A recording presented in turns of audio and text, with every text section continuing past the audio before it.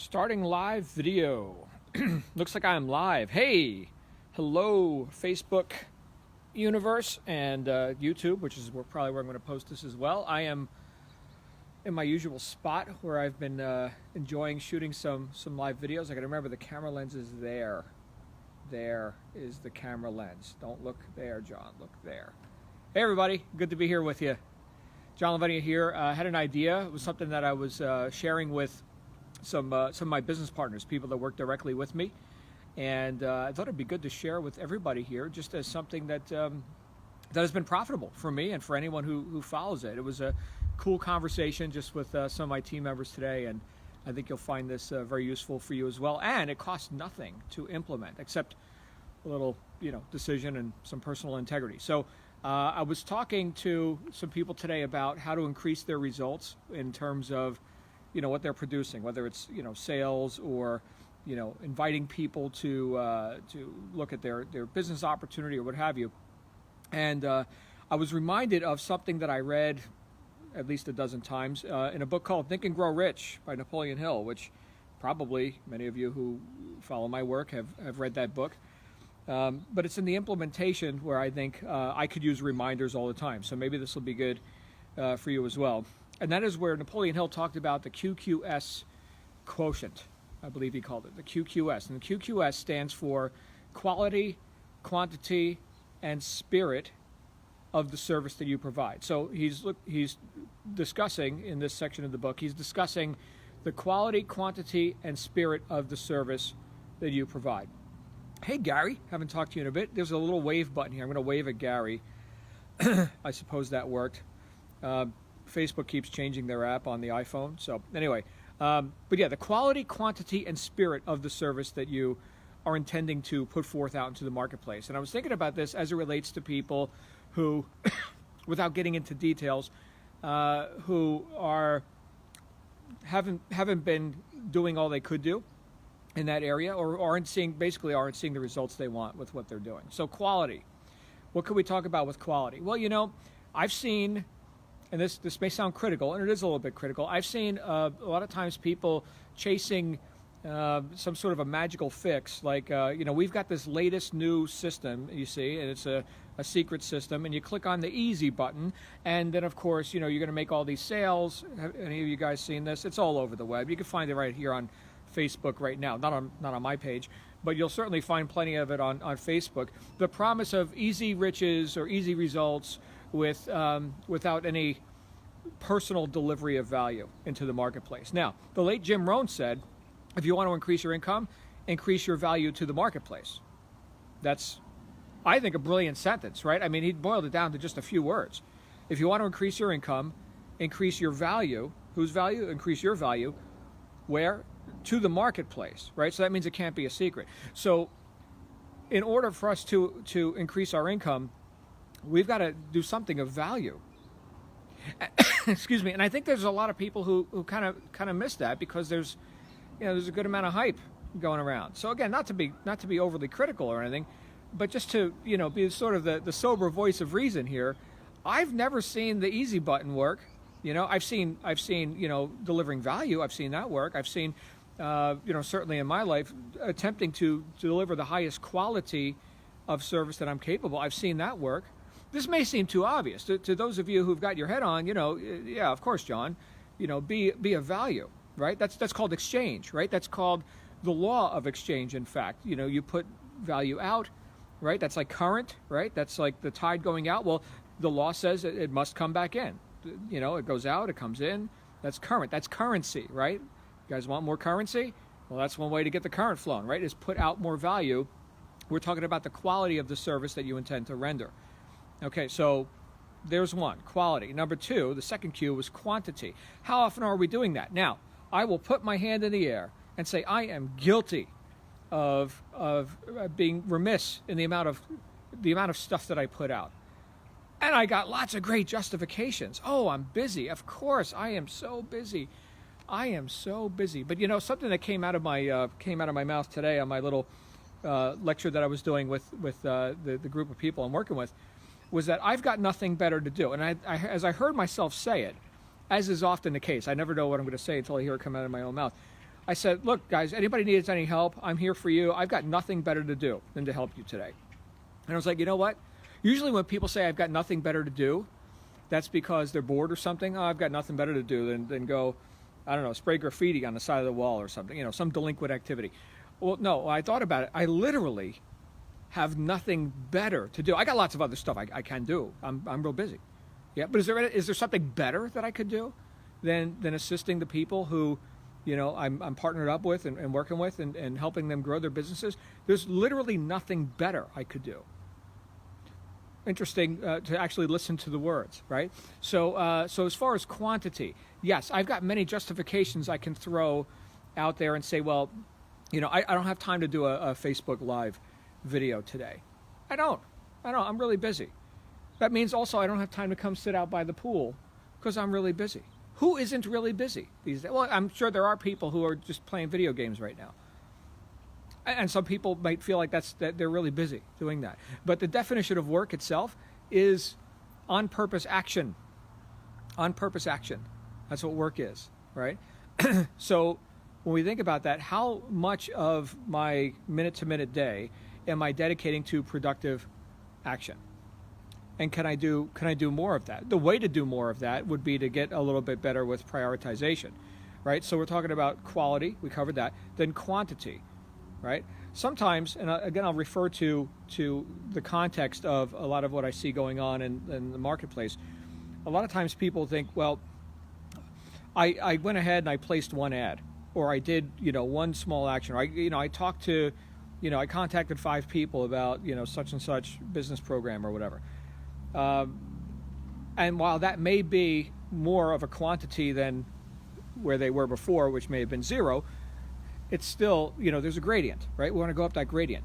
And as people and companies and businesses get more and more effective, they also can be more and more efficient with their time by doing more of what works and less of what doesn't. So the whole question of quantity is I think easily measured, right? I mean, after all, it's quantifiable action. So what income producing activities am I willing to take in addition to those I already took to increase the quantity of the service that I'm putting out into the marketplace, like Jim Rohn talked about, right? So that's quality, there's quantity, and then there's the S, there's the spirit of the service. And here's what Napoleon Hill meant by this. A lot of times, especially when people are newer in the marketplace or whatever they're offering, a lot of times they're desperate to make sales or at least get some traction, to get leads coming in and this sort of thing. And there's an air of, I'm going to see if I can rest my elbow on this armrest here, see if that helps stabilize this camera. Hopefully you guys aren't getting nauseous with my little bit of a camera shake here. But a lot of times the intent is trying to get. And I liken this to a rat looking for cheese, right? So here's a rat, you know, running around, scurrying around, looking for what they can get, and it's it's an anxiety-producing condition. I have found that I have so much less anxiety when I'm not attached to particular outcomes of particular interactions. In fact, when the spirit of the service that I'm attempting to deliver into the marketplace is one of attempting to deliver value and to serve, like truly serve, like what's in it for them, rather than, you know, trying to get. Okay? And I think there's a lot of rats looking for cheese and wondering why people avoid them like the plague. You know? Well, intelligent people, but there's another way, is what I'm here to say. There's another way, and that way is to ask, how can I serve? I see Drake says, teach, John, teach. Drake, glad you're getting something out of this. This is good. So I get something out of it every time. Every time I get these reminders, which sometimes Drake, I actually, in the gym, I'll listen to my own audio book and think, my goodness, how profound I was when I wrote that. I got to remember this stuff. This is good, right? So so the idea here is that think of it like this. I just had this conversation with somebody just earlier, just maybe an hour ago. If we're introverted, if we're thinking, oh, I hope I'm doing it right, I need to act a certain way, I'm concerned, I'm nervous, and all this, that's an introverted state. That's where we're looking at ourselves and using up our attention on what we are, doing or how we're doing it. However, the alternate side of that would be being extroverted, right? So I'm fine with who I am. I know I've got value. I know I've got quality that I'm delivering into the marketplace. Can I now put that attention off of me and onto my customer, my lead, my prospect? I can and I should, right? In fact, I've done workshops where I've had people just kind of like sit across from each other, like everybody pair up into pairs, and then just look at the person across from you, like you're sitting knee to knee across from each other, and don't even say anything. Just look at the other person, and have them look at you, and see what happens. See what runs through your mind. And what typically runs through people's minds is, I wonder, should I be saying something? Am I? What are they thinking of me? I don't know. Am I doing this right? And because the instructions are just so simple, just sit there and look at the other person for like a couple minutes. That's it. Just be prepared to sell something. Not that you've got anything to sell. Not that you need to make a sale. Just sit there and confront your prospective customer, which we just made up from the crowd here today. And it's really interesting, the reactions that go on with people, because people tend to be introverted on that stuff. I hope I'm doing it right. That's trying to get, right? So that introversion and that trying to get sort of condition, that's the rat looking for cheese. That's what that is. Okay? But if we're complete with our offer, like I'm sold myself. Like I know I got great value to offer. And I hope for their sake, right? See, now I'm extroverted. I hope for their sake that they're able to get the message, and timing is right for them, and they're ready to take some action, because I've got a lot of benefits that could be theirs if they but participate, right? So now I've got my attention on what's in it for them, and I'm reminded of a quote. I think it was Zig Ziglar famously said, "You'll get everything you want if you help enough other people get what they want." So that's the spirit of the service. So the QQS quotient, once again, is the quality, the quantity, and the spirit of the service that you intend to deliver. Something worth taking inventory on, right? I mean, I admit openly, right here in front of the whole universe, all 7 billion people on planet Earth. Or how many are on Facebook? Oh, 3 billion people on Facebook who are watching me right now at this exact moment, or on YouTube or wherever you're seeing this. I admit openly, my quantity can go up. Sure. My quality, I think my quality's good. What do you guys think? You can leave me a comment. Let me know if I'm delivering the proper quality. I don't know if this video's quality. I'm out here sitting, I'm pretty far from my router, so hopefully this is even coming through the interwebs. But the quality, the spirit, yes. I think I'm pretty well extroverted, pretty well intent on assisting Mr. and Mrs. Customer, prospect, lead, whatever. That's what I focus on, because I know the quality, right? So therefore that leaks into the spirit of the service. And then the quantity, I'll openly admit I could up my game when it comes to quantity. And how do we do that? Once again, we do that with honest self-appraisal, right? I'm really good at this stuff, and I get distracted over here. Let me eliminate those distractions. Let me overcome whatever barriers are inhibiting me from delivering a higher quantity of whatever it is that I intend to deliver, and then get on with it, right? Trimming down the fat, getting more efficient, more effective, and then watching those results just happen. What does it cost to do all this? A little bit of mindfulness, I suppose, right? That's it. That's all it costs. The willingness to develop new habits of effectiveness, which isn't comfortable. I didn't start this video by saying, hey, this is comfortable, but it's certainly simple. If we've got a reason to, and I think that's, well, now we can get right down to the core of it, can't we? Right? Why are we doing all this anyway? If you're in business, right, or even if you just work at a job, right? Why do you show up at your job, or why did you choose the business that you're in, right? Obviously, you got to survive. You got to make money. Okay, fine. Is there something bigger than that? And do we remember what that is? I'll end on this note.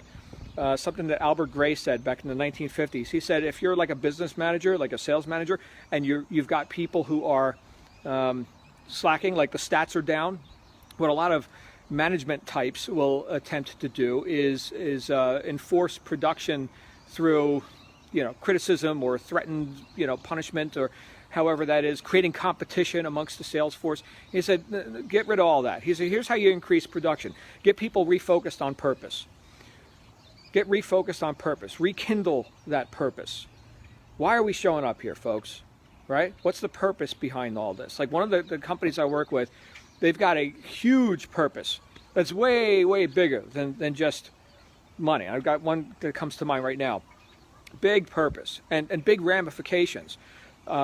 Big results for achieving that purpose, and big I guess indirect ramifications for not. So people are really committed to that purpose, and they know what that purpose is, and that drives every action in the company. It drives the culture, and of course it drives production, right? So if you're looking to engage and increase your integrity to this QQS principle that Napoleon Hill gave us, then I would say let's go right down to the core of it and ask the question, well, why are we even showing up here? Why are we doing this anyway? I can go do anything. Why am I doing this? Right? Whose life am I living? Interesting questions to ask. And after studying philosophy for 30 years, these are the kinds of questions that go through my mind still. Mine still go through my mind. We got a flock of birds going on here. You guys hear that? It's a happy day in Arizona. I'm going to go ahead and wrap up. Hey, thank you all for joining me, whether it's live or recorded. I'd love to hear any thoughts, comments, questions, insights, and you guys make it a great day. We'll see you again soon. The camera lens is there, John, not there. That's the problem with like selfie is that I'm looking at, not you, me. I'm looking at the camera myself right now, and I'm not looking at the lens. Now I'm looking at the lens. See you guys later. Bye-bye.